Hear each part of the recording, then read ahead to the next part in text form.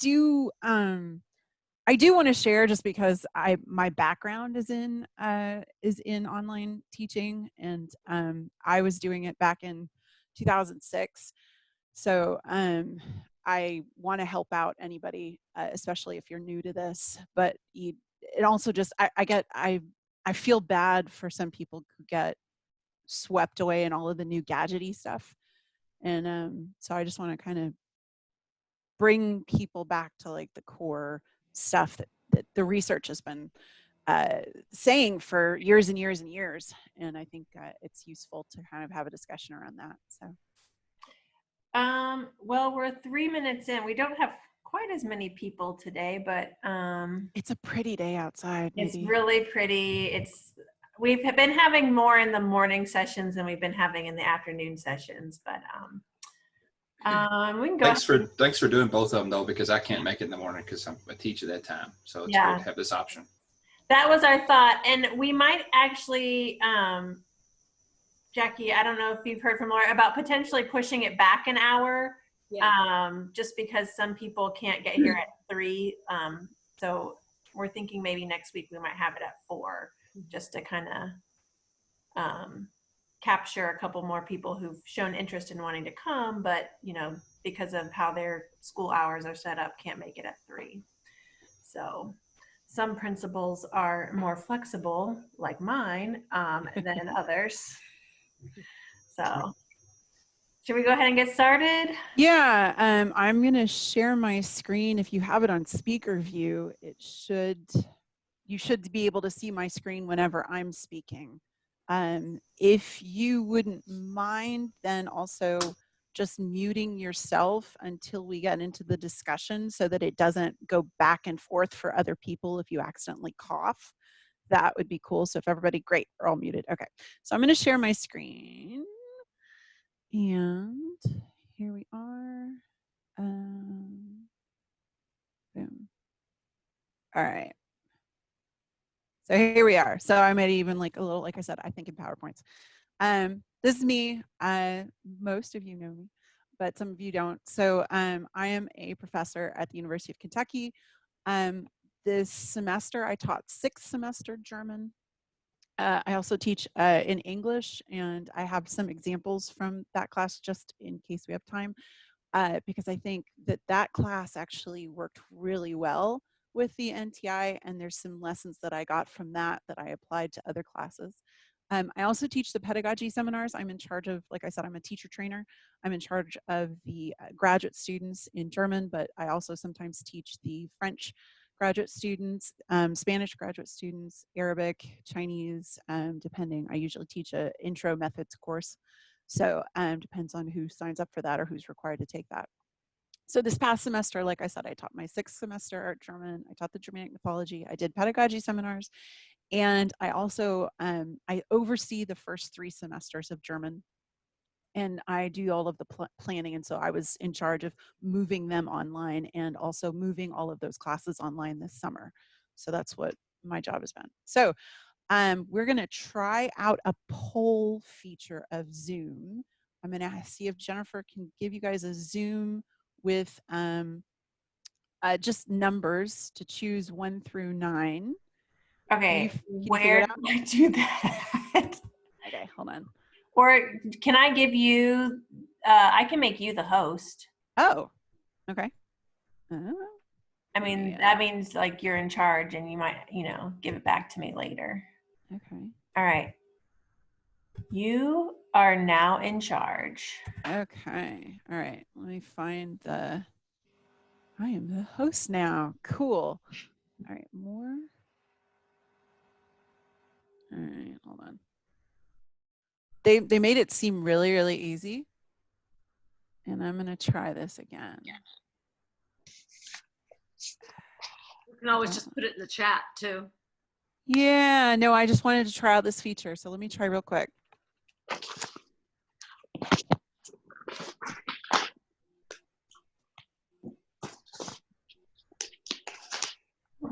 Okay, select.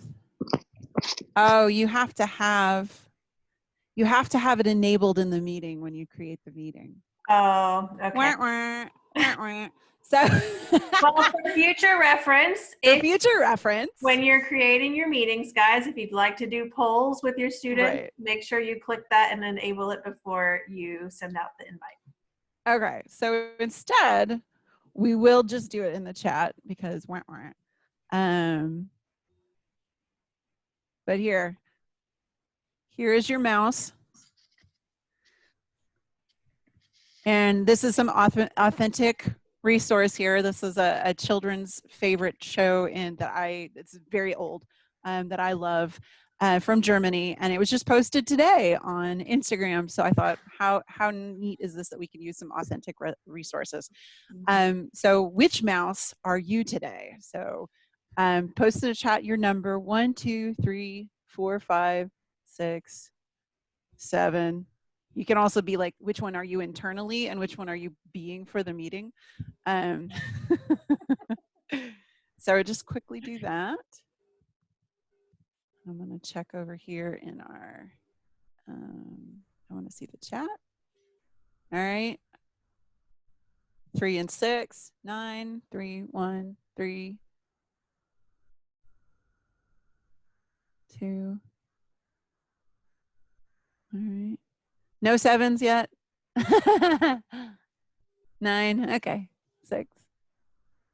Nobody's an 8 because it's not raining. Right. Okay. So now I'm going to. All right. So what I want you to now do is you're going to go into breakout rooms. I am going to send you into these breakout rooms. And when you are in the breakout rooms, I would like you to discuss the following questions. Well, first off, you make sure that everybody knows who they are. Introduce yourselves around what you teach, and which mouse did you choose and why? And just share what is one thing that made you smile today. Anything, whatever it was that made you smile, just share one thing that made you smile today and one thing you're hoping to learn today. I'm going to give it 5 minutes just so we can make sure everybody has enough time to, we don't have that many people, but hopefully maybe I'll do breakout rooms of, let's see how many people we got. Let's see. Breakout rooms. All right.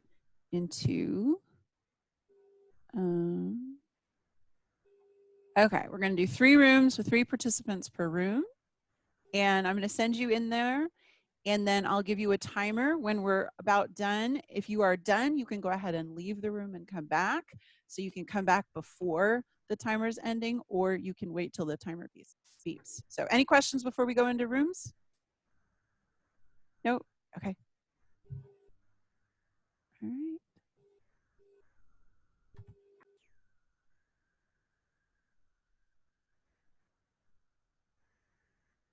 Hello. You're muted. There you go. All right. So, oh, good. She's putting up the questions.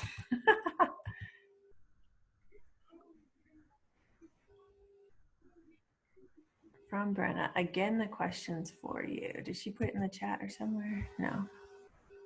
Okay. So what mouse are you? Oops.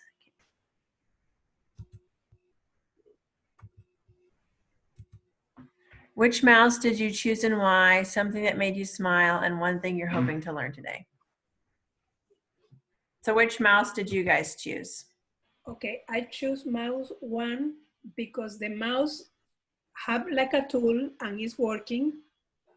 And, you know, I thought the teachers have their own tools and they are working remotely, how do you say, virtually, but they are still working. So I thought, well, the tool, and what made me smile today is, like I said, the game that I was doing, and so the kids getting up and bringing all the things that I was telling them to bring, you know, like un plato hondo, una cuchara, etc. So I saw them moving and running, and they put a smile in my face. Yeah. Nice. How about you, Yan-Han?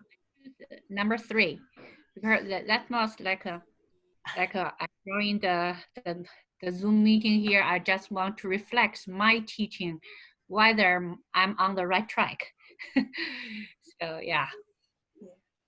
And what made you smile today? Today I had a Chinese Zooming time from 1 to 2.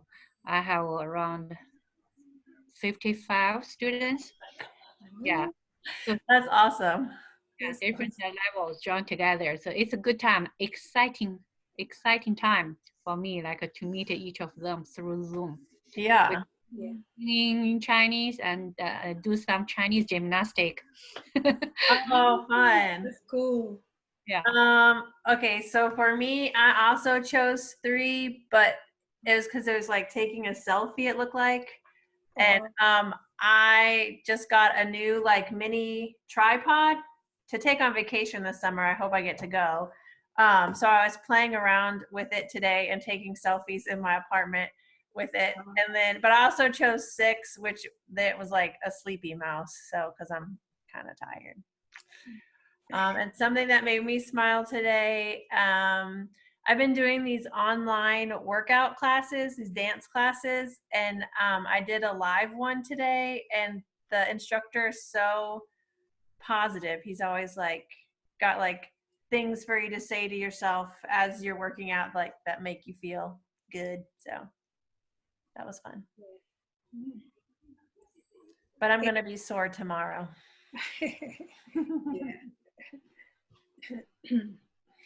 Jennifer, do you teach Spanish in Southern Elementary? Is that right? Yes. So do you have to teach the entire school? Yes, all 555 students. Oh my gosh. Oh. And Yanhong, how many do you have at Mill Creek? Because Yanhong does the same thing, but Chinese. Chinese. How many do you have? The whole school, Mm-hmm. around 500, Oh more than 500. Yeah. Oh. So that's a challenge on me. Like during this time, the whole school, so many students, but only small part of students participate. Yeah. Yeah, I post all the stuff online on Google Classroom, but hope they can spare time to watch them. But not sure. Yeah, I'm the same way. And then we also have a preschool at my school. So I do just 15 minutes once a week, not very long, but the teacher likes it because they get to practice walking in the hallway for a little bit, coming to my room. And we learn like colors and me llamo and numbers, things like that. So That's wonderful. yeah, it's nice because then not all of them will come to Southern for kindergarten, but some of them will. So they already have a little bit ready to go. Yeah. Yeah. I teach in Maxwell 3rd grade. Okay, 3rd grade. So I have, the Spanish immersion have 2 homerooms, really. Mm-hmm. So I have 26 and 24, so I have 50 kids. Oh, yeah. But, I have to teach them math and science that this year they're going to use Amplify. Mm-hmm. And then Spanish. So I am really in charge of 3, topics? Mm-hmm. Subjects. So it's hard because you have to teach them in Spanish math to the level to be proficient, because you are being held accountable for your map data. Yeah. So that is what really the teachers get stressed about, the math. Yeah. And then this coming year, they're going to put us more in the plate, which it will be science. Science, and we had to follow, I forgot the name of the gentleman from main office, so we had to follow him with this expensive program that is called Amplify, and they leave us this little for Espanol. Yeah. So we are teaching math and science, and just like this for the Spanish. Yeah. Yeah, you have like 2 jobs. Yeah.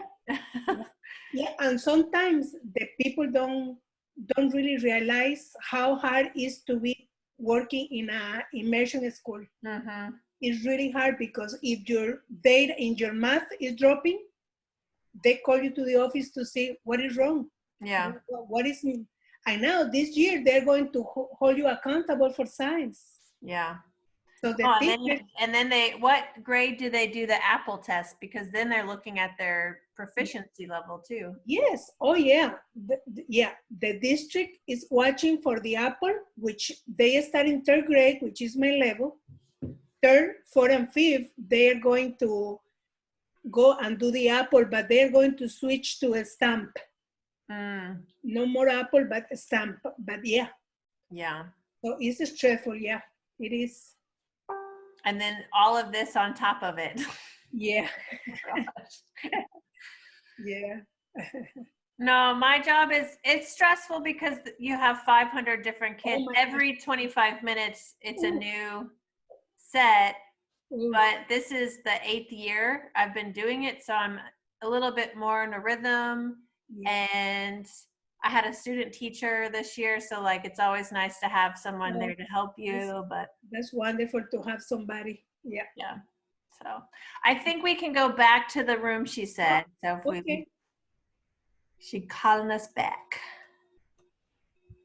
Do we have to press a button? I don't see it right now. I think if you go to the bottom corner, it says leave breakout room in red. Oh, leave. Yeah, just click that. Okay, I will press. All righty, welcome back. Right. 10 seconds.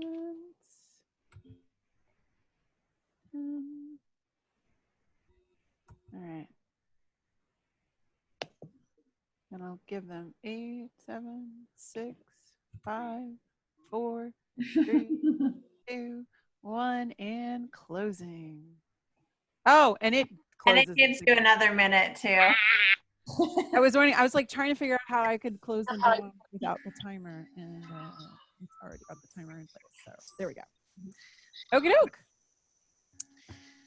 Welcome back. So I'm gonna share my screen again. Back to this. Share my screen. And we are here. All right, so who would like to share? You can unmute yourself and introduce yourself and say, what did you guys talk about in your group? Well, my name is Rosa Cubero. Like I said, I teach at Maxwell Elementary, which is a elementary school here in Lexington. And I picked the picture number 1 because I saw the mouse that have a brush, a paint brush. And for me, it's a tool. And we, the teachers, have been working using tools forever. And right now, our tool is the technology. And something that made me smile today was my kids doing the scavenger and getting up. And I saw all the little screens they were running and getting all the items. So that made me really happy. Nice. Thank you so much. All right. Anybody else want to share?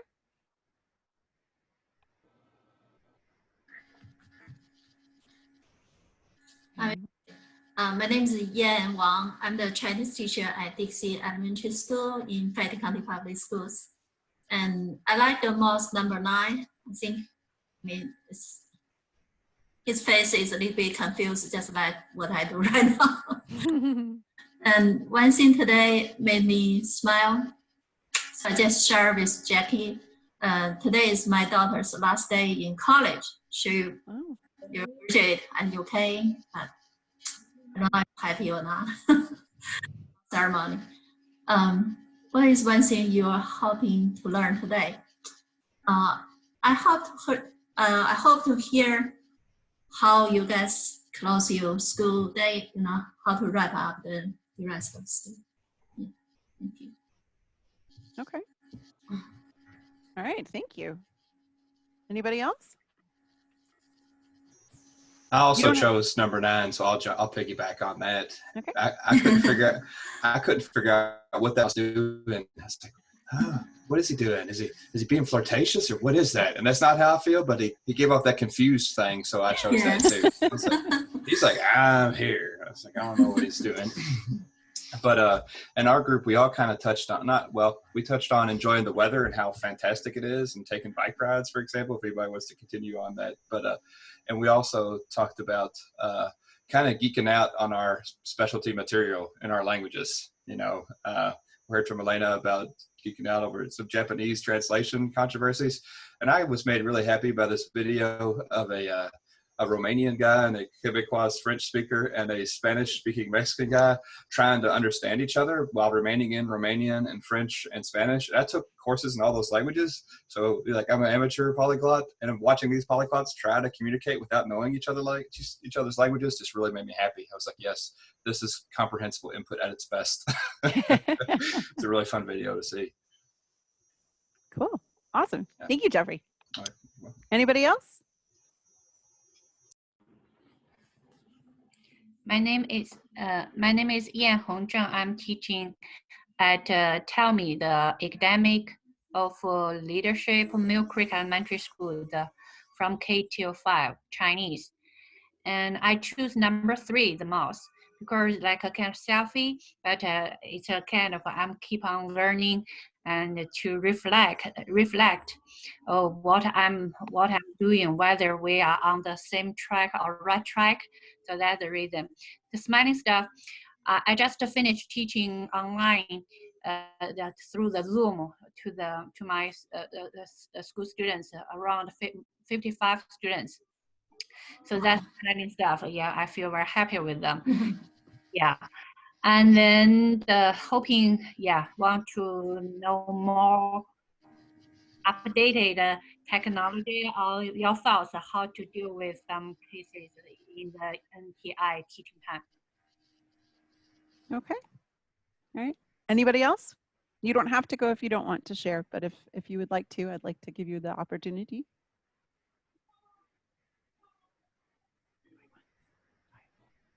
Okay, we'll move on, and maybe you want to share about another poll later.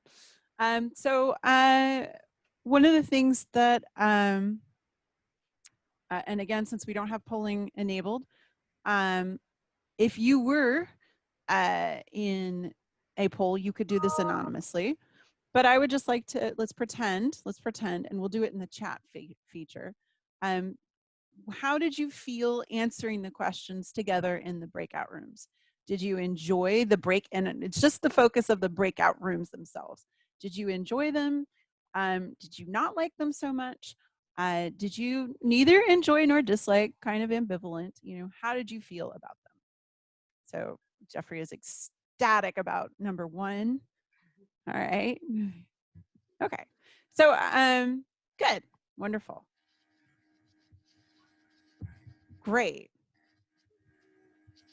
And this is one of the things, like if you were doing an anonymous poll, your students would be able to give you quick feedback after they do an activity, specifically on whether they thought it went well. And this is one of the things that I wanted to talk about today is it is really, really hard in the non-traditional environment to read body language and to know what students are doing and how well they're doing on tasks. It's really easy in the classroom. Oh, you can't do the breakout rooms. Oh yeah, I mean, so there are other things that you could possibly do, and I'll show you. I didn't know how to do breakout rooms until now. So I've done other things similar, and so I'll give you some examples of other stuff that I did. But you can do other polls, anonymous polls, and just to give them some kind of way to give you feedback of whether or not they like the activity, because they're because we can't really see their body language. And I think that that's one of the things that's really hard right now, is knowing whether or not the students even like the tasks that we're assigning, not whether they can do them or not, but are they not doing it because they're overwhelmed with other things, or they're not doing it because they just don't want to do it, right? So that's, I think, a big thing, is this polling feedback. And you don't have to do it on Zoom, you can do it in different environments. So all right, so like I said, I've been doing online instruction for quite a while. I used to work in this thing called the Center for Digital Humanities at UCLA. And so I have been really interested in this. I have not been a fully online instructor for a large amount of students. That's not something I personally have done, but I did help my husband build an online course, and that's been doing really well. He saves Latin work last because it's like dessert. I like that. That's nice. That is nice. I like that. So, but I do have some training in this, and I also have, as I oversee all of those classes, I get a lot of different teacher feedback and student feedback about what worked and what didn't. I also just finished a week-long training with our Center for Education and Learning Technology here at UK. And so I'm going to summarize some of the main points that both I have experienced, my students have experienced, but also that I've been learning through training and research that I've been doing. So general points, regardless of what type of instruction, the motivation, student motivation is essential. It's one of it's always, I mean, we know this, right? We all know that student motivation is essential, but it becomes absolutely everything in an online environment. You can't, students will not just do it because they're stuck there and there's nothing else to do. There's all kinds of other things to do.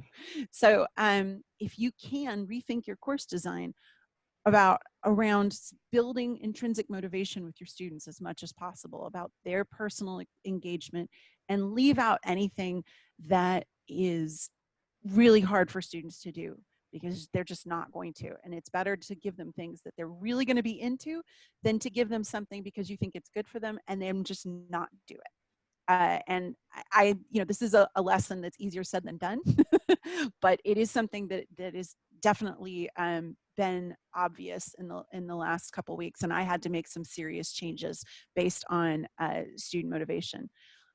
Do more with less. If you can cut out anything, do it. I know everything seems essential, but at a certain point, they're just not going to do it.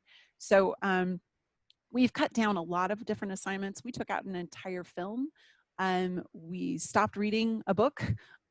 We focused on the things that the students were really getting the most meaning out of. And sometimes you don't know ahead of time. So you have to be flexible to see what your class, how they're getting along, how they're jiving with the material, how they're really getting a hold of the material that you're giving. Routines and predictability. This is something that was really stressed in our training course. Don't try too many new things. There is a learning curve, especially for new technology. If you're going to do Flipgrid, you need to establish it that first week multiple times, low stakes, give them opportunities to get used to it, and then use it every single week. You shouldn't have one tool and then switch to another tool. The learning curve is too high and they get burned out on learning a bunch of new tools. Even if it feels exciting, the need to learn new stuff is frustrating. Predictability and routines are really important. I know those of you who teach early language learning are like, duh. But this is especially for me as a person who teaches adults, it's an incredibly important message. Routines, everybody likes routines. Getting student input as much as possible. Just like I said, like, did you like the activity? A quick thing like that. And adapting to their needs and goals is something that has been stressed over and over again, is building multiple opportunities for them to just determine what they want to work on, and adapting to that, and them to also reflect on their own progress, getting them to give you feedback. Not just you giving them feedback, but they give you feedback just on how they like things, is really, really important, and something that I didn't think about before, but it was made, we were told to try and do that, and it made a huge difference in my course when I started asking just simple things like, do you want to finish the book? Is it important to you? And a lot of people are like, no. And I thought, oh, I thought it would be important, but I guess it isn't. So we're not going to read it. You can if you want, but it's not important. The other thing that I've learned in research, I used to be like, I hate synchronous. I don't want to do synchronous. There's no research to support it. Actually, there's some research to support it. So a mix of asynchronous and synchronous instruction, but make sure you choose the right kind for your goals and needs. And I'm going to go through a little bit, and then I promise we'll get back to talking to each other. I just wanted to give you some more. Oops, I'm in the chat window. I need to be on this window. Okay, so what is asynchronous instruction good for? And by asynchronous, I mean not everybody has to be there at the same time. Of course, the obvious, if you have students in different time zones like we do right now, because a lot of our students were sent home to other countries, asynchronous instruction is good because they can't actually make it to all our meetings. But for other reasons, like what is asynchronous instruction good for? It seems to be very good for deep reflection. When you're introducing content, it seems to be really good for that. Sustained projects or tasks over a longer period of time. Exploration, creativity, these are great for asynchronous instruction. It needs to be really well organized, easily accessible. This is what I have to do each week, but also daily schedules and reminders. So they can be flexible throughout the week, that there's like things that are due by Friday, but they have tasks organized. I'm sure you guys have all been doing this already, but this was it's just a good reminder to keep in your head. Short hello videos, we were told, just a short, like, this is what, not the content videos, but just a, hey, this is what we're doing today. Go watch this other video. The short hello videos help the students. They're like a gateway video. They get them interested enough to watch that other content video. If it's a really, really short video that's just you telling them what tasks they have to do today, they're more likely to watch that than they will watch the 20-minute video that explains something. Feedback is super important. A lot of students feel this absolute black hole once they submit something, and they really, really, really want to know how well they did, or whether you liked it, or whatever it was. So what's been useful for me is to build in ways of either instant feedback through self-grading quizzes, or some kind of peer feedback, things that previously I would have had them submit to me. Instead, now they're submitting to, say, a discussion board, or they're doing with peers, so that they get some feedback that doesn't have to come from me, because I don't have that much time. So I can't give them individual feedback every single time they submit something. So instead I'm structuring it differently, so that they're getting somebody acknowledging that they've done something that doesn't have to be me writing out enormous feedback every time. So those are some things for asynchronous instruction. Some other things that are important with asynchronous instruction is that your content introduction needs to be short and have quick self-assessments. So if you have a content instruction where you're saying, okay, I want you to understand this, this, and this, or you're doing I'm going to introduce these verbs, rather than a lengthy thing that they write after that, or something that they have to, a longer kind of thing to submit, you need a quick, and like, this is why I think the self-grading assessment is really key, because if they just submit something into that Google form, they don't know whether they got it right. By the time they get that feedback, they've moved on. They don't even remember that assignment. So some kind of self-assessing, quick quiz type thing that gives them a, oh, I watched that right, I understood that right, or, oh, I need to go back and watch that video again because I didn't understand it. That's key, and that's something that will keep them motivated to keep going. Something that I learned last week, which I didn't realize because this is new for me, the video conferencing thing, is that if you're going to be doing a video, there's something about the physicality. Right now, I'm not doing very well at that, but we're doing synchronous, not asynchronous. So the video here isn't, if you're doing synchronous, I think it's okay. But if you're doing asynchronous, if you're recording a video, you want to have something where you're actually moving around and not just doing a PowerPoint with stuff on it. Apparently, this is really important. So if you have like paper or a small whiteboard, just that act of turning and writing stuff down apparently is more interesting to the viewer when they're watching a pre-recorded video. I didn't know that. I thought that was interesting. So they like to see the faces and they like to see the physical movement of that. Really, really important, and I know most of us are already on this, but this is something I have to, I have seen a lot of people on Twitter disagree with, and so I'm going to just say it. Focus on completion. Make tasks where completion is more important than perfection. Don't grade them on their perfection, because we cannot stop them from using that Google Translate. We just can't, right? You can't have an in-person assessment in the class where you can take away their phones. They're going to use it. So you have to make them not want to use it or not care about using it. Don't emphasize perfection. Just focus on getting them to talk about whatever it is, and the practice itself will be good, and you can give them feedback on things. But if you have something where you grade them down on using a verb form wrong, they're not going to take that risk, because they don't have to, because they're at home with the Google Translate. So I know a lot of people already know that. That's kind of my thing. So I wanted to say that. This is something that I find really important. They work best if they get to have a say in their own goals. So if you tell them, hey, what do you want to work on now? You're at home, you got to learn some stuff. Here's the guidelines, but do you have something that you really want to focus on? And you give them that opportunity to choose some goals. It's really does wonders for their self-motivation when they're stuck at home. So I'm going to give you an example of some asynchronous stuff that worked this semester for me. I've gotten permission from my students to use this. They were actually really excited that I asked if I could use these. They were like, oh, I'm so they were really excited. This is both an example of asynchronous and synchronous, the result of a synchronous thing. I had a blog. I don't know if you can see if it's big enough, but I'll read it. This is basically, we had the theme of the course was travel. We can't travel anymore. So we had a travel blog, which then turned into we can't travel anymore blog. And we had to find different things to talk about. So this one was our quarantine week 2. I said I'd like to reimagine our blog as a time capsule, a diary of our time in quarantine.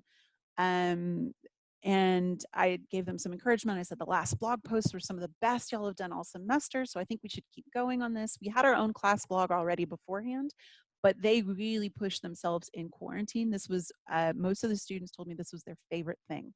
They absolutely loved this all semester, but at the end they said this was the thing that made them smile, made them want to keep coming back to the class virtually. So I gave them instructions in English. I just said, basically, I just want you to write something. I didn't give them anything about, use blah, blah, blah, blah, blah. I said, try to use the present tense because you want to describe things as if they're happening now. But I didn't say, you need to use this exact form of blah, blah, blah, blah, blah. And so here is Amanda's, and Amanda included a picture here, if you can see. These were her 2 speaking partners. I gave each student, I organized the class into groups of 3. I let them tell me ahead of time. I said, I'm going to organize you guys into speaking partners for the rest of the semester that you have to find time with. And this is how I got away from, I didn't know breakout rooms existed. So this is what we did. We didn't do it synchronously because I had students move all over the country after the quarantine. So I said, I'm going to, let me know if you want to work with. Let me know if there is anybody you really do want to work with, and I will then assign groups. So I assigned groups, 3 people in a group. That way, if one person didn't show up, then at least 2 people could talk. This group specifically said this was the best thing in quarantine. It was the only time that they would laugh. All 3 of them, they said it was the only time they laughed all week, which was so sad. But this was their thing. They would get on, the 3 of them, and talk in German without me. I just said, you need to talk about, and I gave them a prompt, and I said, I want you to just talk about, and then you're going to record a video where you summarize what your partner said. So I gave them a task ahead of time. I said, I want you to find time when the 3 of you can get together, and I don't need to know anything about it, but you have to then afterwards, you're going to practice German and you're going to do stuff like this. And so Amanda loved it so much that during her quarantine week, she talked about it in her blog, and she included a picture of the 3 of them FaceTiming, which was really, really cute. And yeah, and she said, right, today is day 21. I hate it. I can't go I can't go outside of my house. I keep watching 4 different TV programs, blah, blah, blah, blah, blah. And then she's talking about like that I speak with my friends over FaceTime and Snapchat every day. And so that was kind of cute. Other things that we have worked really well this semester for asynchronous, I didn't realize that they would love this so much, but my students absolutely loved grammar explanations with self-grading quizzes. They thought that was the best. Now I have adult learners, but they said that was like so exciting and they wished that we'd had that beforehand. Even without the quarantine, they would happily watch me explain grammar and then take short grammar quizzes. I don't know, you got to do, but that's what they wanted. So I listened and I created more. Other listening comprehension videos. I had Miracle talking about the quarantine, and I thought it was very uplifting, and the way that she did it was very calming. And so I thought, well, this will be good and calming for my students, because at that time we didn't have any kind of calm news coming in. So discussion boards really work well. I made a TikTok account because my students love TikTok.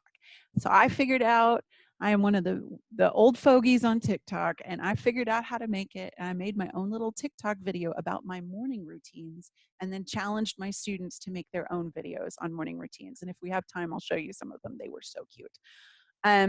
Projects that are scaffolded throughout the semester, that then they have a video share projects and a discussion board, and everybody responds. That was in my Germanic mythology class. That worked amazingly. It was so good, and everybody, and I have a URL I can share with you as well. Another thing that really helped keep them motivated was I gave them their own learning objectives at the beginning of the semester. I said, these are the ones that I have for the course, but you have to come up with at least 3 at the beginning and 3 more at midterm.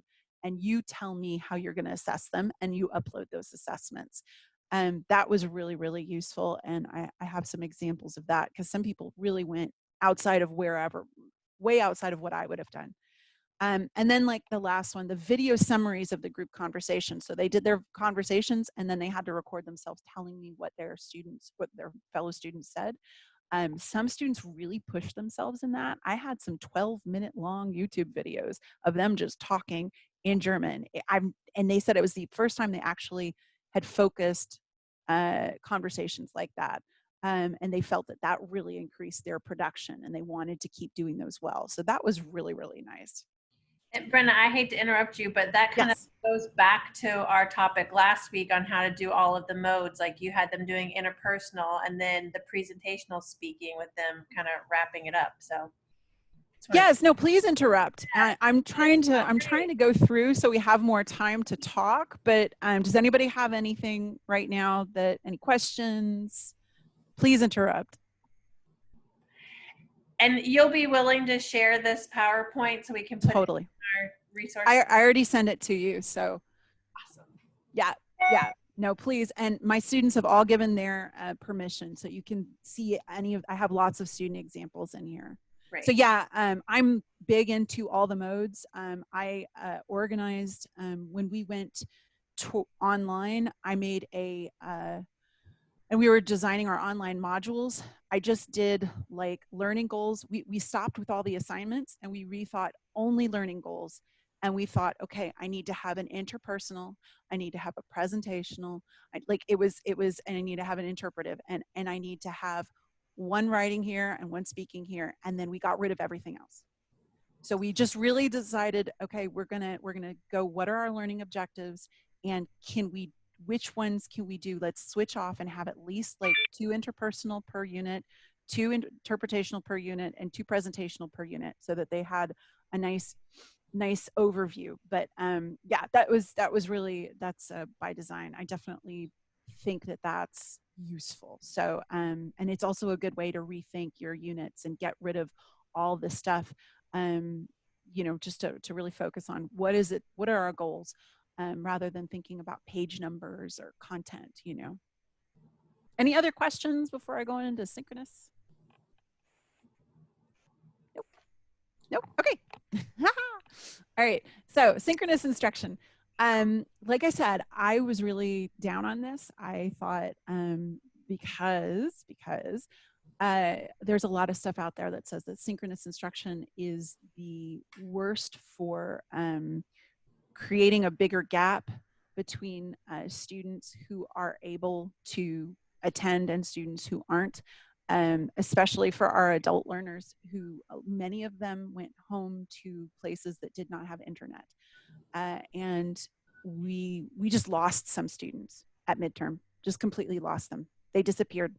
And so that's one of the things where I think I was really against synchronous instruction. However, it does appear that some students do really well with it and actually don't do well without it. So what I've seen is that if you can do a mixture, and if you don't make the synchronous instruction required, one thing that we're doing next semester is we're going to, or this summer actually, is we're going to have multiple short synchronous Zoom meetings where the students come in and they play games and they practice in the breakout rooms. And if you miss it, then you have a makeup assignment where you have to watch the video and then you have to respond. So that those who absolutely can't make it will not be punished, but other people will want to come because they just have to participate to get the points. And this is built off of something this is how I do participation in my in-class classes. I just give participation grades if you came and you talked, but if you didn't, then you have to make up the assignment and you have to send me something about what we talked about in class so that people with bad attendance, they don't get overly punished. So that's something that I already do. So it does say the research is compelling. I talked about the accessibility, the things that you should do with synchronous Zoom. And I feel a little bad because a colleague felt called out when I posted this on Twitter. I'm sorry, none of you are there, but I don't mean to call anyone out. If you have been doing Zoom lectures, it's, you know, you're not a bad person. The research says that we should absolutely not be doing Zoom lectures for students. Which is we're doing this right now, but hey, I think it's easier for academics, it's easier for teachers. If you're super motivated and you want to learn this stuff, then it's much easier. And so I think a lot of people don't understand, those of us teachers don't understand why Zoom content is difficult for students, but that's because we find stuff like this interesting. But for your students, Zoom lectures, boo. The thing that you should absolutely use any kind of synchronous meeting time for is community building, problem solving, and pair and small group work. It's really difficult to do anything group work larger than 3. This is something my husband's found out with his online course. Groups of 5, 2 people end up slacking off. Groups of 3, if 2 people slack off, then you can move the other person there to another group. And the other thing is, some people are like, well, how do I make sure they're on task?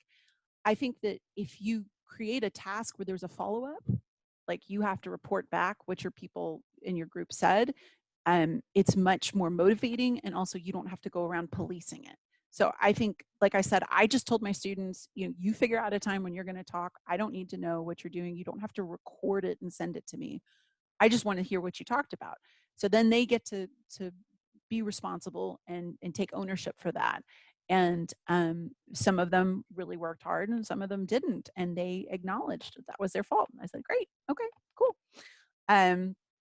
So the follow-up assignment is really key. So you always think about synchronous communication as requiring a follow-up assignment. You don't just have them talk for nothing. And we know this kind of stuff, right? This is already good teaching practices in person, right? You have an information gap exercise, but it's a good reminder that these kinds of good teaching practices really, really make or break your online environment. So stuff that has either worked well or we're planning on doing, the speaking groups that I was talking about, I did midterm and final interviews, interpersonal interviews, and I did not give them a grade for their proficiency. It was a completion grade, but I gave them feedback on their proficiency level and told them, why they were in this. Okay, you're starting to use the past tense. That's really cool. Wow. Of course you're making mistakes, but that's okay, because using the past tense is pushing in, so that kind of stuff, where I would talk to them about, give them actual like verbal and written feedback on where they were at, and ask them where they want to be, and really focus more on their own goals. Zoom polls and breakout rooms, charades is something that's kind of fun, where you have them go. I was thinking maybe of giving you guys charades in the breakout rooms, but then I thought that might take too long. Like instead of so go into and everybody do your charade of your morning routine, like one thing that you do in your morning routine. So anything like that where it's interactive and fun.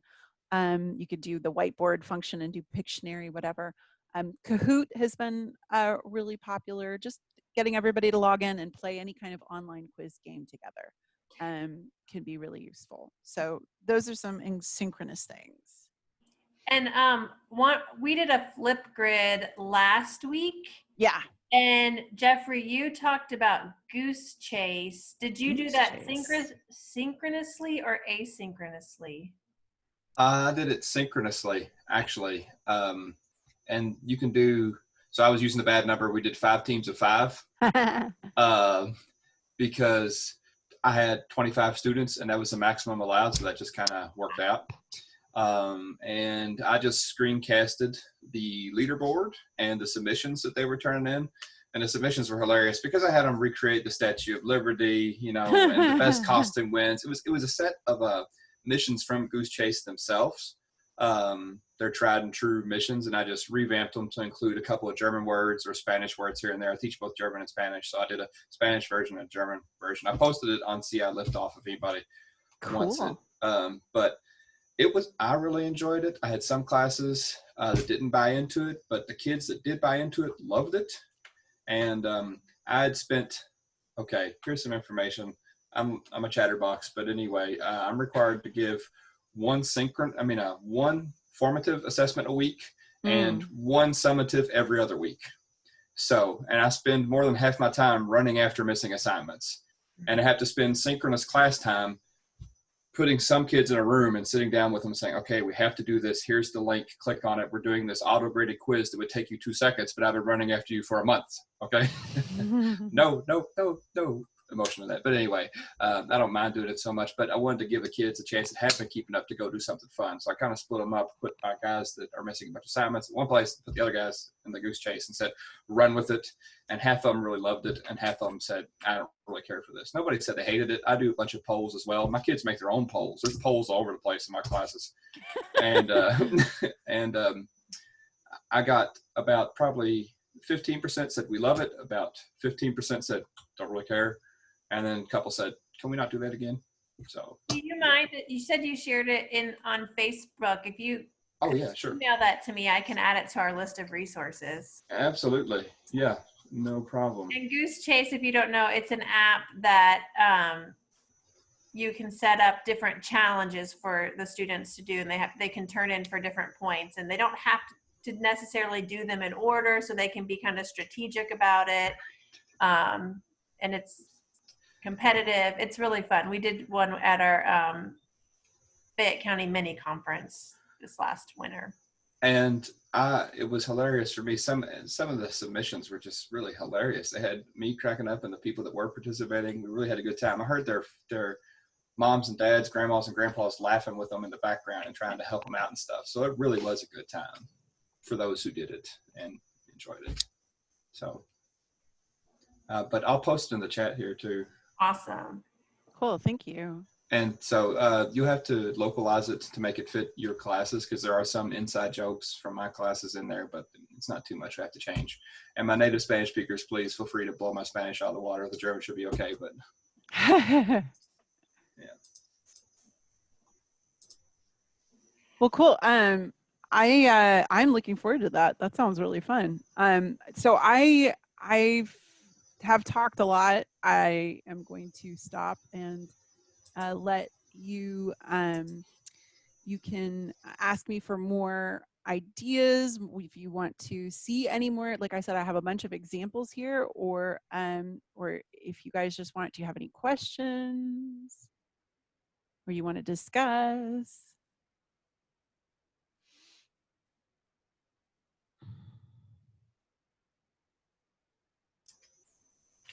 this is not an easily solved thing, but what caught my attention was the intrinsic motivation stuff. I don't know. I think that's just a massive topic because, like I said, required to meet synchronously.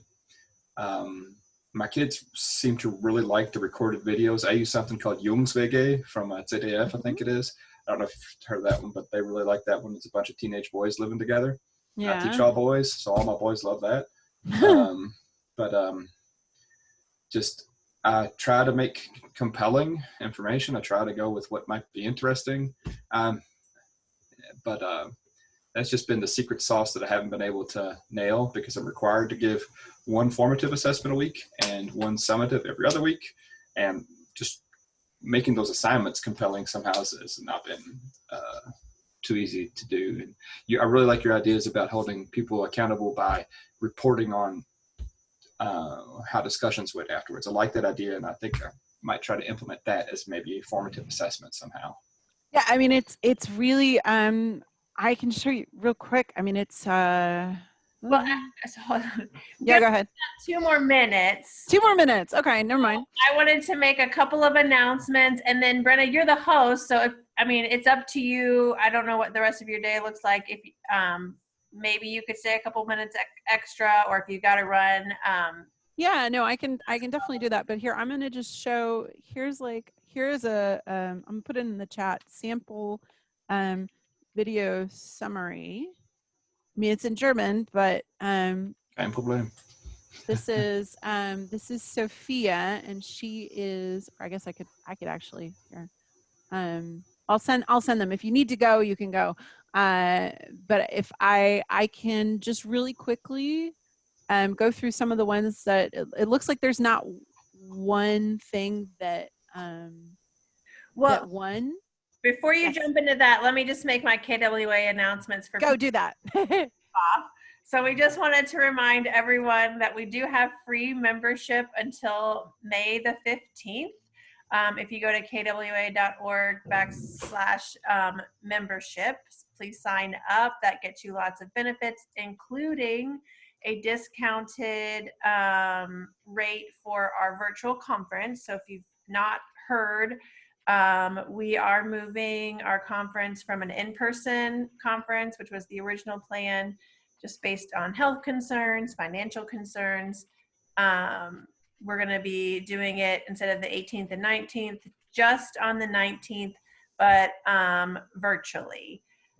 So if you are a member, the price is $25. If you are a non-member, it's $60. So if you're not a member currently, I highly suggest signing up to be a free member till the 15th.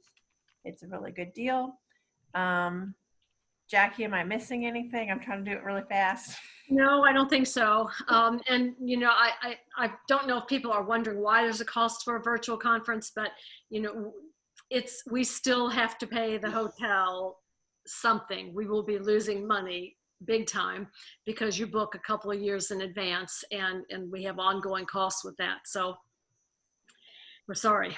Yeah, and we have to pay for the, I think Zoom is only going to be free for so long as well. So we're going to have to pay for the platform. And then just on a year-to-year basis, your part of your membership also goes to advocacy at the state and at the federal level. We're a member of JNCL, which advocates and lobbies for us in Washington for world language matters too. So I know we didn't get to too much to how to wrap up the school year, so I think we'll probably turn that over to next week on Tuesday. We're also having Madeline Sexton present next week on synchronous and asynchronous activities, but I do think we have to talk about, you know, closing out the year, because I know a lot of people are. Yeah. No, but this was great, Brenna. I loved that you brought some research to it and lots of different ideas. And yeah, I'm sorry, we didn't really have a wrap up. We did final interviews and final projects, so that's how we wrapped up things. Yeah. But yeah, sorry. Yeah, I talked a little bit too much. But if you have any questions, I can answer them. Thank you, Rosa. Yeah, if you need to go, we totally understand, but I think Brenna is willing to stay on for a couple more minutes if you have comments or questions. Hey, sorry, and my dog is getting anxious. Does anybody have a pressing question, or not pressing, but just a? Let's see, it looks like, let me check the, hey, quiet. And these will be recorded. Hey, shh, sorry. She usually sleeps through these, and she's such a sudden burst of energy. Mine is right here. It's quiet. So I don't see anything in the comments that are questions. I can show the TikTok thing. That was actually really fun. So I learned how to make, so this from a poll. I was just trying to figure out what students liked, and they really like TikTok, and I didn't know what that was, so I had to figure it out. You don't have to do all the TikTok, but you can use TikTok to create small engaging videos. So I'm going to share my screen real quick to show you this, and I decided I contextualized it. And I made it also relevant to here. I said, like, the online mental health advice out there tells us that we need to have routines, and routines are really useful. So let's talk about routines. So I made a cute little routine video in German with like German, it's just German music with my, like, what I do. I make a coffee and the time. I open the blinds, I make the bed, let the cat in.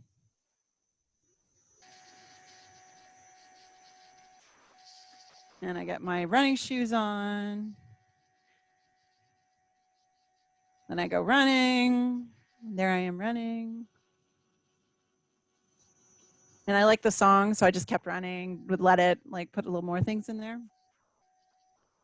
Okay, and I come back and I get the kids breakfast. There they are. And then I get a shower. So the thing about TikToks that I like is they're super short. They're super, super, super short. So for your students, and you basically, you take like tiny bits of videos and you put it together and make your own music video.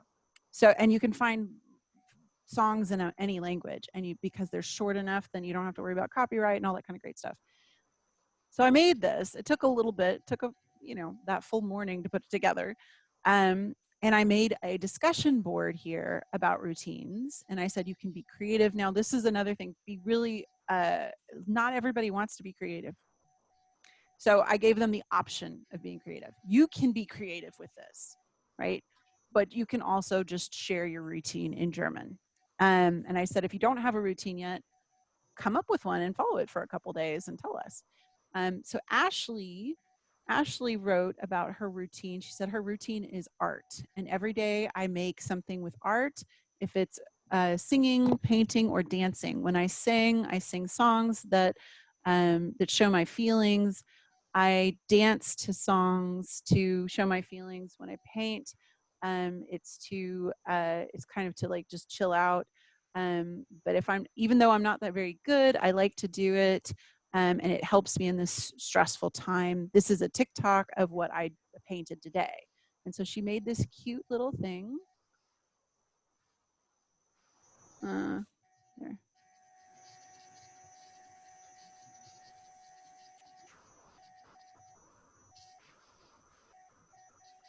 So that was like a cute little thing where she used, and you can do this kind of reply function if you actually post your TikTok link, not just the video, where they can take your song that you put on there and they create a reply video using the same song.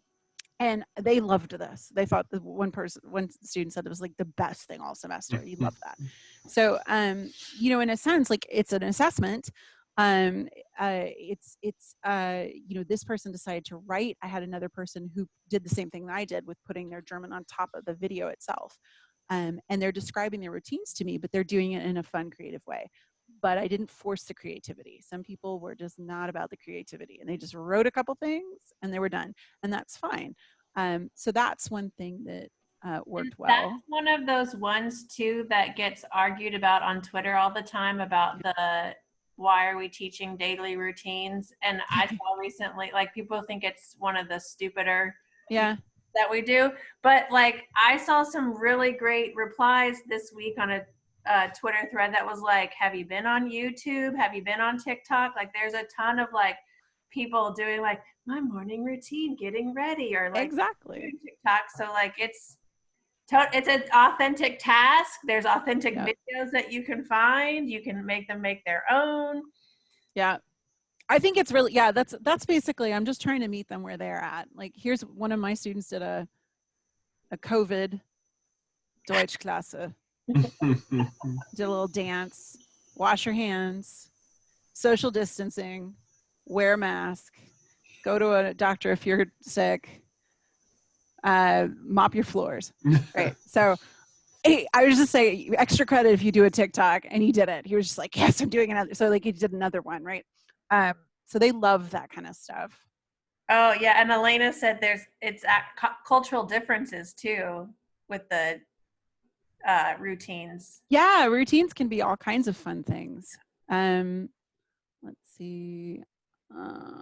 The learning objectives. So I had students establish their own learning objectives. Because they're in the 6th semester, I said, you most likely have a vested interest in continuing. So I also, at the 6th semester, they have different levels. I had people in intermediate low, and I had people at an advanced low in the same class. So I had to figure out what to do with them. And this is the only thing that made sense to me.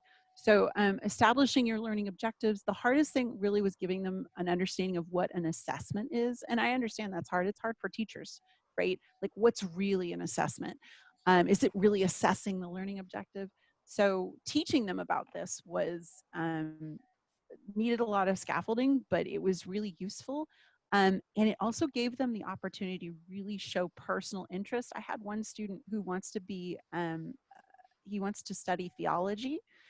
And so he gave himself the learning assessment of, he wanted to be able to translate theological texts in German. Not something I was handling in my class. He wanted to do it. I said, okay, you do it. You find it, you show me. And so here's like an example of, he translated this whole thing. And then he has, so here's his English, and then he has the German up here. And I just gave him some feedback. But the only thing I graded on is, did they upload the assessment? Was it appropriate for the learning objective that they wanted to do? And did they give me a description? And so he talked about, I bolded German words and phrases that I had to look up. I have not read this in English before. This is a short excerpt from, so he gave me a little bit of a description, et cetera. And it really gave him the opportunity to do something that he had not been allowed to do before in a German class, to follow something that was specifically his own interest. And that kept him motivated when we were in NTI. It was like, well, I wanted to do this anyhow, so I'm going to keep doing it. And that's something I think is really useful. But you do have to keep going and telling them, hey, can you resubmit this? This isn't really a good assessment. Or, hey, can you resubmit this? This isn't a learning objective. Can you find some more concrete learning objectives? So these really have to be resubmittable because they don't get it the first time. But that was useful. Any questions on that one? That was something that... Okay, the other one, somebody said they wanted to look at the Gesprächspartner and the speaking partners. I gave them one assignment that said, you need to Skype with your, or whatever, with your Gesprächspartner. You should speak to them for a minimum of 15 minutes total per week. Hindsight, I probably should have made it more, but some of my students were really freaking out with the quarantine and having to move out of their dorms. So I didn't want to overburden them. If this were redesigning, if we were doing this in the fall, this would be a lot more. But each week had a theme. This one was learning objectives. So I gave them some warm-up questions, like, how are you doing? What did you do today? Why did you start learning German? What were your learning objectives for this semester? What did you want to do? What did you do this semester to get to these goals? Did you reach any of these goals? Why or why not? What do you still need to do to reach these goals? What did you learn this semester? What was new? What was a review? And what do you still want to do with German? So these were all, again, self-reflective and built into the learning objectives. And then again, I always reminded them who their partners were. I had a discussion board that I made for each individual group so they could talk to each other. I see some chat thingies. Yeah, no problem. Thank you. And like I said, this is Sophia recorded her video, and it's 7, almost 8 minutes, and it's just her talking the whole time, just sitting there in her room talking. And I posted this video. She just keeps talking, and it's amazing. And she's a very shy person. She never talked this much in class, so it was actually really interesting to see which ones excelled in this. So yes. Okay, I think. I've noticed that too with my flip grids, like kids who never talk, and then they get on Flipgrid and they've got like perfect accents and they talk for days, and I'm like, who are you? Yeah, it's been amazing to me, like which kids have kids. I mean, they're I call them kids, but you're right, I shouldn't. Which of my students have really even done better than they were expecting in the non-traditional environment. But some of them I lost. You know, I just lost them. They got new jobs, and you know, they just didn't have the time. So or they didn't make it. You know, that it's just difficult. So I think my takeaway has definitely been get rid of anything that's not working. You know, get rid of anything that's not even kind of working. Just focus on the stuff that's gonna work. Focus on the stuff they want to do, because you can't force them. So yeah, I think you definitely. We didn't talk too much about the wrapping up, but the looking ahead. I think that was it's definitely part of the looking ahead is figuring out what has worked. What does the research say? What has been your experience? And then, because I mean, let's be honest, we're probably going to be doing this or some version of this in the fall. So yeah, I mean, for me, the wrapping up is really. Sorry, Jeff. Oh, sorry, Elena. I'm not a big fan of this. I mean, I really like the asynchronous stuff. I think my kids have done well with it, but I'm just required to do so much synchronous. I got to figure out how to strike a balance with that, because this. Yeah. Do you have flexibility on what is considered a formative or a summative? Oh yeah, I do. Yeah. I think, you just. Kahoot? Yeah, I know it. Bam. Currently, Movie Talk is a formative assessment. Yeah. Did you say something? Point for you. Well done. 100%. Perfect. That's it. Yeah. So. I mean, and is there any flexibility to bring in research about assessing during synchronous? Like if you brought in an article, could you convince your supervisors? I mean, I think we're going to have those discussions, because I forgot to mention all of my Spanish students have learning differences and are on behavior plans. So I have 25 of them in one classroom, and they're not self-motivating in general. And then I have exclusively advanced students for my German. So keeping the advanced students on top of their required work has been difficult enough. And then with these other guys, I literally spend more than half my time running after them and emailing the counselors, emailing the parents, emailing the students. I don't make phone calls. Sorry, just don't. But I guess I'm going to have to start doing that. But not everybody answers their phone. So yeah, no, it's true. Yeah. But it's my first year. It's my first year teaching high school full-time period. I've been adjuncting and I've been doing part-time high school work, but now it's my first year full-time. So I don't exactly have a lot of clout. Okay. You know? So. Well, I mean, I guess one thing is just to see if you get some solidarity from some fellow teachers in different high schools around that are not doing that's, I mean, I'm sure we could even do like a KWLA poll or something, like who's not doing synchronous, and do you have, and then you could maybe bring that in. But there's, or just if you could talk them into less, like maybe. Yeah, exactly. Or like smaller groups, like do it 3 times a week, but they're only required to come to 1, like smaller group sessions. I think once would be good. I think touching base with them live is great, but making us required to lecture a certain degree as well, or live instruction, like that's the required element. So I think there's just different ways. I'm sure they'd be okay if I made recordings of it. They'd probably be okay if I made a recording of myself and then commented myself playing the recording. They would probably be okay with that. Because I don't want to portray a tyrannical administration or anything. They're trying to figure this out too. right. And but like, I'm wondering if I sent you a research article, would that help? I'd be interested in reading it. And I was glad to see the synchronous meetings come up, and I thought that twice a week would be the right amount, but I'm thinking it might be too much. And I think we just need some structures in place to help. Yeah. I know when you were talking about that and the lecture piece, I was thinking of my UK grad classes that I'm currently taking that make me sit online for 2.5 hours. Yeah. They're not usually lecture, but like this semester we had 2 different classes where we had to sit and listen to people give 10-minute presentations about a topic, and I was like, we had to have our video screens on, but they can't see what else I'm looking at. So there was a lot of other work getting done. Don't tell on me, but like, no, I mean, hours of presentations way too long to be. I've made, like I said, I made somebody mad because I was just like, yeah, you shouldn't be lecturing on Zoom, and they're like, well, maybe the research doesn't count for, students today. Maybe they're different students. I'm like, okay, people have been researching this for forever. How are your students right now so drastically different human beings?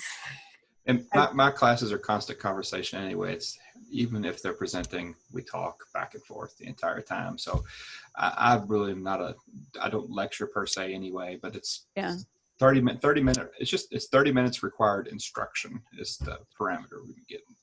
Yeah. I mean, maybe just do 30 minutes of playing charades in breakout rooms. Use Zoom, do breakout rooms, and then do a poll at the end. I do Microsoft Teams, where we use Microsoft Teams, and their breakout rooms I haven't figured out how to use them elegantly yet. Yeah. There's a limit of 5, I think, that you can have going at once. So I have classes of 30, 25, 30 kids. Yeah. And I think I might have some Zoom jealousy, to be honest, as far as the breakout rooms go. Are you allowed to use anything else? No, we're not supposed to. I'm even supposed to use my school laptop for everything, but I don't. Do you have an IT consultant for the Microsoft? Yep, we do. I would say, see if that person can help you. Just say, hey, how can I do this thing that Zoom does? Sure. I mean, if they ask us for input as far as what they should be working on to make our lives easier. So I'll tell those 2, hey, figure out how to do these rooms better, because don't currently like it too much. Do you even do rooms on Google Meet, Elena? No. So a workaround that I've been able to do until now is I do have a student teacher. So I've had classes where she will, while we're in the meet, she will start a second meet, and I can split up the group like that. And then when she's done, she just sends them back. But that's like, you need to have another adult who creates another meet that they can go into, because otherwise Meet does not have the ability to split up the group like at all. And our district has locked us into, we have to use the Google products, which I completely understand why. Yeah. I completely understand why. It makes me personally unhappy because Google has back-end issues with Asian language support that hasn't been fixed in 15 years. But it's okay. I've been working around it since I started. But that's another rant. That's a rant for another day. Yeah. No, I mean, I'm getting used to Zoom. I didn't really know much about it, but they've been doing a lot of training lately. So we're getting better at it. But I was just mainly using our CMS. I was only using Canvas. So I didn't do any synchronous meetings because nobody was checking up on us. And yeah, I was like, nope, not gonna do it. I mean, I did my final interviews, so and they did synchronous meetings without me, and so that was how I did that. They did their synchronous meetings. So but you know, there are some things you can do with adults that you can't do with non-adults. Right.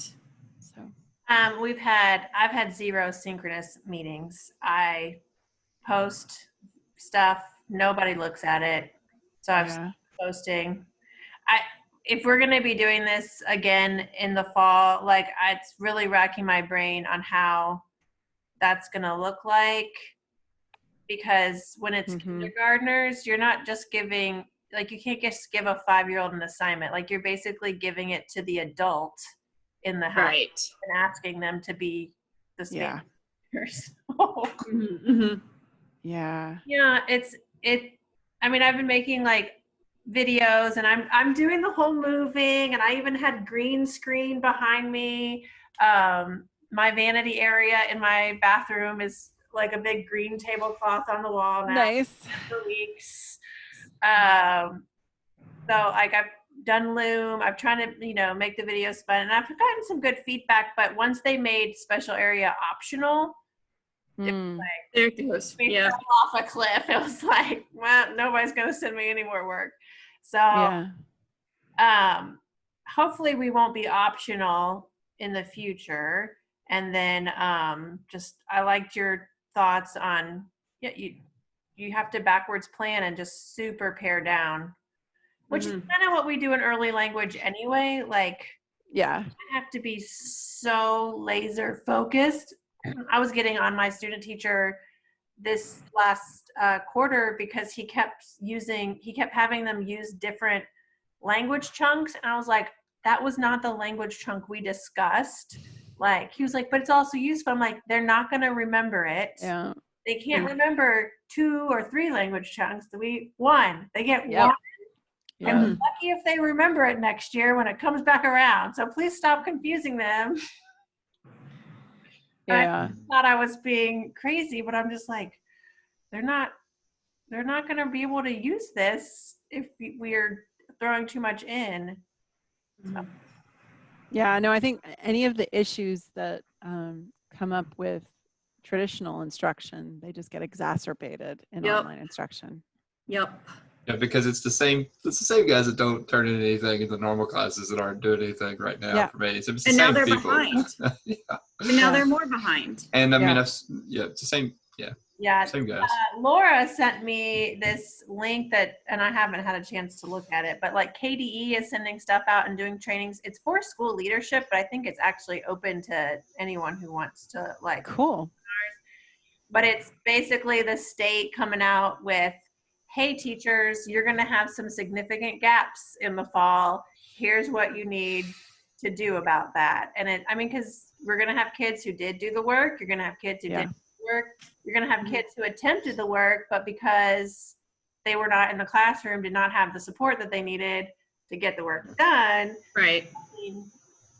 Yeah, exactly. Because I'm used to having, we have a couple of different programs in place, like advising is what it's called. It's like a homeroom. It's about an hour. It's 3 times a week. And I'm used to being able to create appointments, and the kids are required to show up. I can have them sit directly in front of my desk. I can have a PDF printout of what was originally online and said, here, do this now. Yeah. And they'll come 3 or 4 times. They'll just walk off and throw it away and everything 3 or 4 times. But 3 or 4 times, I'll be able to get them to do it, And that's just falling away now. And I don't have that. And I don't know how we're going to recreate that kind of a safety net, because I'm sure other schools have it too. We have, essentially a special unit that keeps up with the kids that are falling behind. And I have to report to that special unit on a regular basis and say, so-and-so is missing all these assignments. Can you please help me to? Yeah, we did. So I don't know how other high schools in Jefferson County are doing this, but because I yelled about it at a faculty meeting, well, I didn't yell, I politely suggested that we needed to coordinate our efforts to contact the students who are not participating, or like maybe not participating in your class, but participating in other teachers' classes. Now we have like a contact team. So there's several members of the contact team, and what we teachers are supposed to do is we submit via Google form, like, here's a student that I haven't been able to contact, and what exactly the situation is it's like they're turning in work for every class except mine, and they're not answering their phone, they're not answering their emails.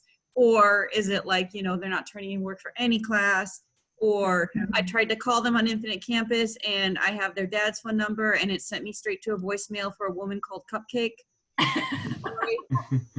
And stuff like that. So it's all recorded and it goes onto a Google spreadsheet, and there's this team that's in charge of hunting down the real, like, non-participating students.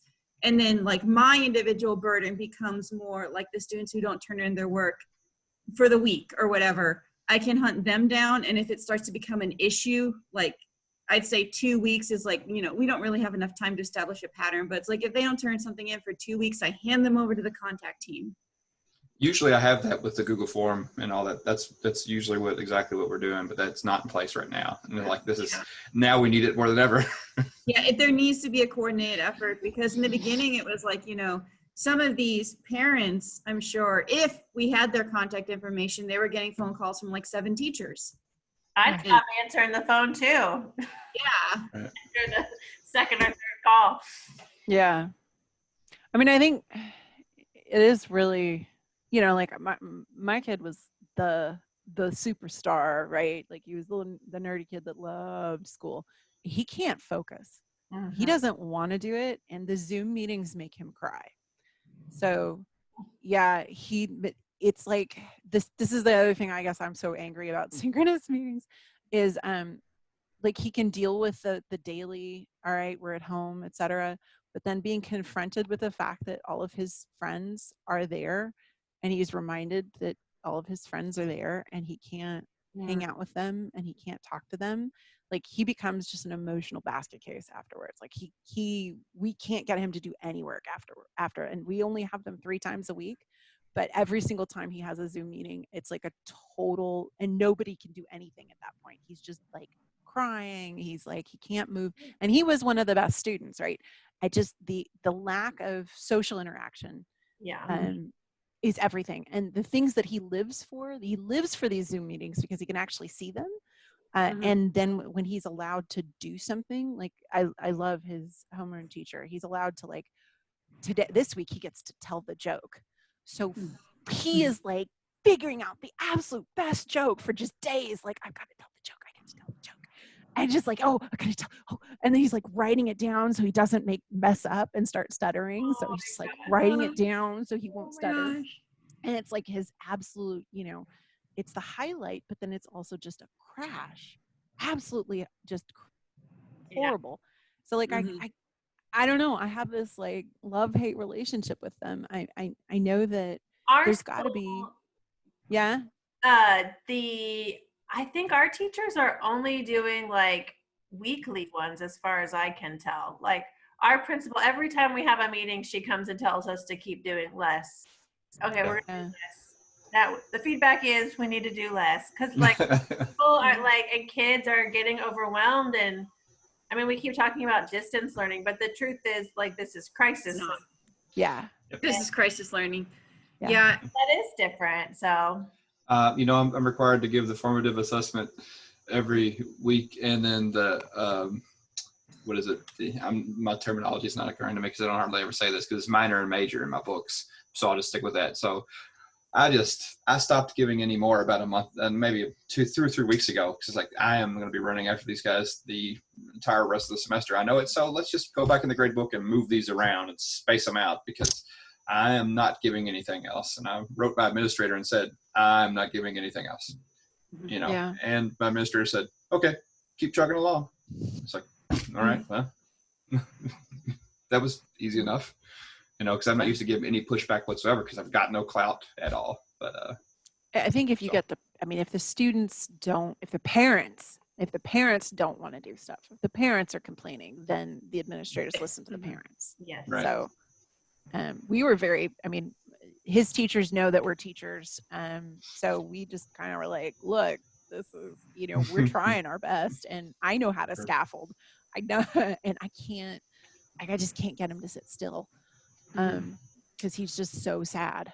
And I think that's really the, this isn't, it's not just non-traditional instruction, it is crisis instruction. And some of our students, especially the extroverts who really like crave that interaction, they're having just, like it just sucks for them. It really sucks. And that's, I think all of us as teachers, need to not be so hard on ourselves when the students aren't doing the work. It like, we can't save them from their depression. Like it's we could try, and that's the only thing that we could do, is we can try and make the class a fun space. And so that's why I was like focusing on the things that my students said was like the only time they laughed all week. And that like made me so sad to hear that. Yeah. But like, cool, right? That my class, like doing homework, was the thing that gave them joy. So that's it's always nice. Yeah, grammar homework nonetheless, right? I know, it was so mind-blowing. They kept asking. I was like, what would you like me to do videos on? They're like, can you explain case? I was like, okay. I actually really like talking about grammar because I'm a linguist. I just don't do it because I don't, Yeah. But I think they really, like, they one person, like, in the final interview wanted to stop and tell me how much she loved those grammar videos and how I should do more of them, because when we cover new things in the classroom, that person always felt overwhelmed and things went too fast, and we were just supposed to, it's that control personality, and people who like to have control like grammar, because if they don't like making mistakes, and we usually try and teach them not to, but if it makes them feel better, and they were like, it's the first time I've ever understood what a subject was. And they were just really excited about it. I mean, you don't get like, I remember my Spanish teacher fussing at us back in the 90s, like, if you don't know English grammar, you can't do Spanish grammar. And she would have to stop and explain what were in English before she could then teach us how to do it in Spanish. And I mean, I got to college and I had a history professor. He would give in the writing seminar senior year, would give like a grammar test just to kind of assess like how bad were our papers going to be. And oh no. I got a perfect score, and he was like, why do you know all this? He was like, this is amazing. And I was like, I've taken two different languages, like other than English, and you learn a lot of grammar when you take With my college students at IUS, they actually loved sentence diagramming in German. I did it with them, like, why have we never done this? Why? And they loved it. I don't teach a whole lot of grammar, but I did that, and I love it. And then they really enjoyed it. They're like, can you evaluate us on this? Can we get grade for this? No problem. You want a sentence diagramming exercise? Go for it. Yeah, I mean, it's linguistics. It's a whole thing. Yeah. Oh, by the way, Jeffrey, that link right there in the chat, that's a recent I got it open. Yep. Yeah. April 2020. What? Oh, it's downloaded. Okay. Gotcha. No, yeah. It's 2016, but I like anything that Richard Kern writes, and he's really big on literacy, and also Dorothy Chun. I really like her. I don't know Brian Smith, but like they're really, I think they're intelligent language learning researchers. But they basically, this is a whole summary. It's like a literature review of everything that people have been writing up until 2016, and how to like understand bits. Some of it's a little out there, but it's a whole thing. It's like a whole summary. Oh, and let me get you another one that's here. Hold on. I'll definitely take a look at this one. There's another one that's more practical that I've been using here. I gotta go, so I will see you all later. Thank you so much, Brenna. Yeah, no, thank you for inviting me. Thank you guys. This was really super interesting, and thank you for staying late because the conversation was really good too. Good, awesome. I'm glad I can help. Thank you guys. So it helps me get everything in my brain to get ready for the fall. So right. And I'll stick around for that link. Oh, there's